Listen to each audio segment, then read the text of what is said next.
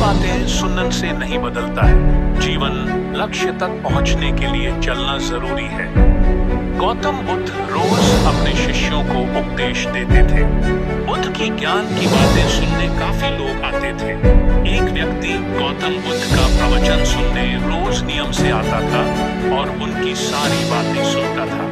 बुद्ध अपने प्रवचनों में क्रोध, अहंकार, लोभ, शत्रुता छोड़ने की बात कहते थे। बुद्ध के प्रवचनों का सार यही था कि इन बुरी बातों को छोड़े बिना जीवन में शांति नहीं मिल सकती है। एक दिन उस व्यक्ति ने गौतम बुद्ध से कहा कि तथागत, मैं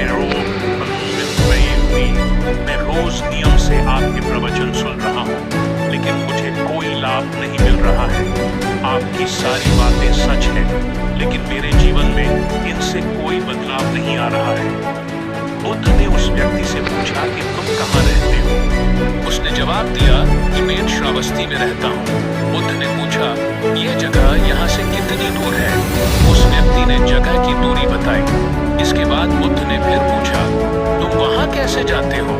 व्यक्ति ने बताया कि कभी घोड़े पर, कभी बैलगाड़ी पर बैठकर जाता हूँ। बुद्ध ने फिर पूछा कि तुम्हें वहाँ पहुँचने में कितना समय लगता है?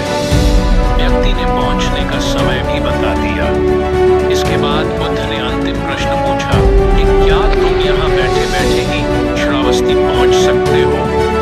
इस प्रश्न के जवाब में व्यक्ति ने कहा कि गुरुजी, ये कैसे संभव है? इसके लिए तो चलना पड़ेगा, तभी मैं वहाँ पहुँच सकता हूँ। बुद्ध बोले कि हम चलकर ही हमारे लक्ष्य तक पहुँच सकते हैं। ठीक इसी तरह जब तक हम अच्छी बातों का पालन नहीं करेंगे, उन पर चलेंगे नहीं, तब तक हम पर प्रवचनों का कोई असर नहीं होगा। सिर्फ अच्छी बातें सुनने से हमारा जीवन नहीं बदलता है। हमें प्रवचन को समझना होगा और उन्हें अपने जीवन में अपनाना होगा। व्यक्ति को बुद्ध की बातें समझ आ गई और उस दिन के बाद उसने भी बुद्ध के बताए मार्ग पर चलना शुरू कर दिया।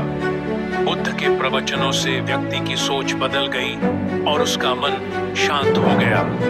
इस छोटी सी कथा की सीख यह है कि अगर हम मन शांत करना चाहते हैं तो हमें क्रोध, लोभ, मोह, अहंकार को तुरंत छोड़ देना चाहिए।